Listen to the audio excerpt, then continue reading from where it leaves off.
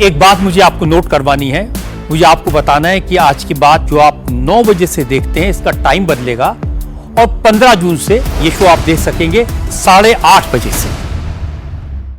जी देखिए, अभिषेक बंदोपाध्याय के अलग अलग मामले पर जैसे कि देखा जा रहा है उनको घेरा जा रहा है।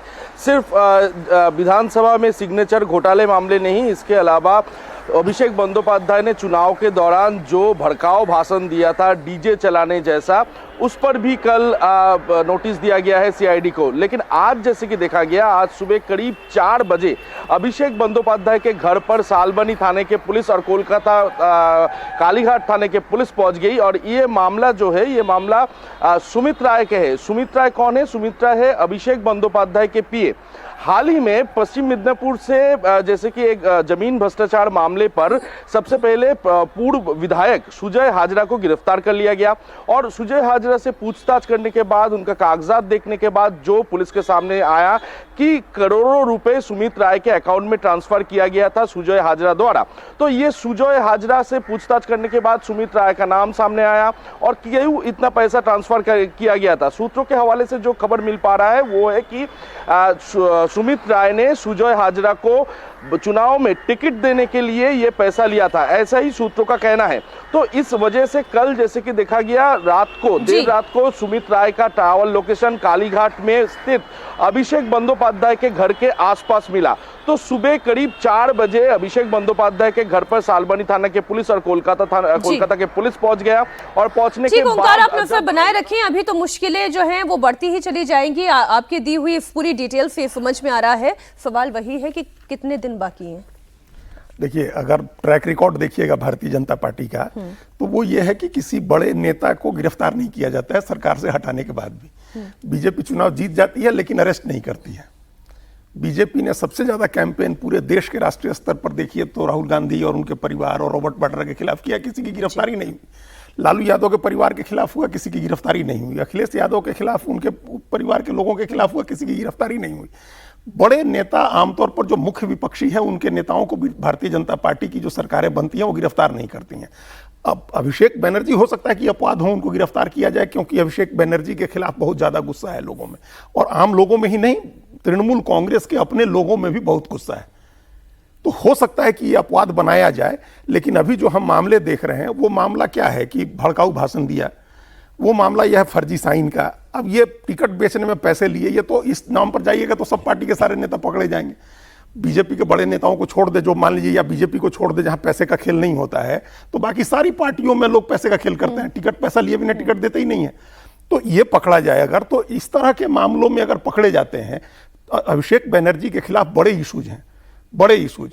कोयला तस्करी के मामले में उनके ससुराल का पूरा परिवार फंसा हुआ है, और ऐसा नहीं, जिस मामले में आप आईपैक के तमाम लोगों को अरेस्ट कर रहे हैं, नोटिस दे रहे हैं कोयला तस्करी के पैसे का, तो उसमें क्यों नहीं जांच हो सकती है अभिषेक बनर्जी की? बहुत बड़े बड़े मामले हैं। आपने फर्जी फाइन की बात कर ली। सीआईडी का शिकंजा फर्जी फाइन मामले में भी बढ़ रहा है। इस केस के बाद अब अभिषेक बनर्जी पर भड़काऊ बयानबाजी के मामले में पूछताछ होगी। सीआईडी ने अभिषेक बनर्जी को चुनाव के दौरान हेट स्पीच देने के मामले में भी नोटिस दिया। सीआईडी ने अभिषेक बनर्जी को डीजे वाले बयान के बारे में पूछताछ करने के लिए 16 जून को भवानी भवन बुलाया है। सीआईडी ने कल शाम अभिषेक बनर्जी के कालीघाट वाले घर पर नोटिस दिया। 14 जून को उनसे फर्जी फाइन वाले मामले में पूछताछ होगी। और सीआईडी की कार्रवाई से अभिषेक बनर्जी बहुत भड़के हुए हैं। वो ये कह रहे हैं कि अगर उनका डीजे वाला बयान भड़काऊ है तो फिर बीजेपी नेताओं के बयान का क्या, उन पर एफआईआर दर्ज क्यों नहीं हुई? যে মামলায় আজকে আমাকে নোটিশ দিতে এসছে, আমি বলেছি 4 তারিখের পর ডিজে বাজে। আমি প্রশ্ন করতে চাই যে আমি যদি সত্যি কোনো ভুল বলে থাকি, আমি এই স্টেটমেন্টগুলো কবে করেছি? নির্বাচন চলাকালীন। নির্বাচন যখন চলছে, ল অ্যান্ড অর্ডার, আইন শৃঙ্খলা কার আন্ডারে? ইলেকশন কমিশনের আন্ডারে। মমতা বন্দ্যোপাধ্যায়ের আন্ডারে তো ছিল না। তাহলে তখন আমার বিরুদ্ধে এফআইআর হলো না কেন? ইলেকশন কমিশনের বিরুদ্ধে কমপ্লেন হলে ইলেকশন কমিশন আমার বিরুদ্ধে ব্যবস্থা নিল না কেন? তার কারণ, আমি যদি ডিজে বাজানোর কথা বলে থাকি, দেশের স্বরাষ্ট্রমন্ত্রী বলেছেন তৃণমূলের লোকেদের উল্টো করে ঝুলিয়ে দিয়ে সোজা করে দেবো। बंगाल से ही एक और बड़ी खबर है। ममता सरकार में मंत्री रहे टीएमसी के कद्दावर नेता मदन मित्रा पर ईडी ने शिकंजा कस दिया है। मदन मित्रा के घर समेत 7 ठिकानों पर ईडी ने रेड की है। ईडी ने नगर पालिका भर्ती घोटाले के मामले में मदन मित्रा के ठिकानों पर छापेमारी की है। मदन मित्रा, इसमें कोई दो राय नहीं, ये वो नेता हैं जो ममता बनर्जी के साथ शुरुआत से रहे हैं। मदन मित्रा का क्या होने जा रहा है?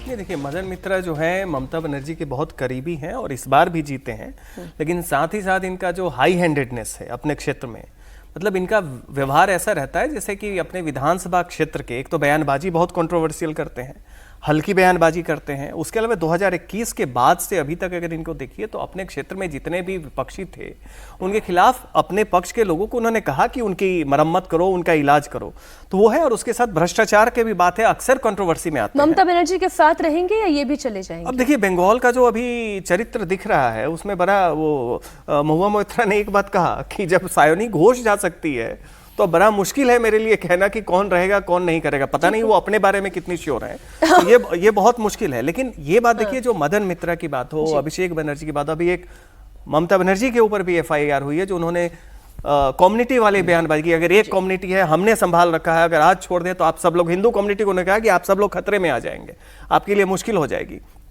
तो ये सारी की सारी बात देखिए, अभी टीएमसी को वही बात है कि घेरने की भी तैयारी हो रही है। तो बंगाल में बदलाव तो हो रहा है, लेकिन बदलाव के साथ थोड़ा सा लग रहा है कि जो बंगाल की कंटिन्यूटी है उसका तड़का भी वहां पे वो दिख रहा है थोड़ा बहुत।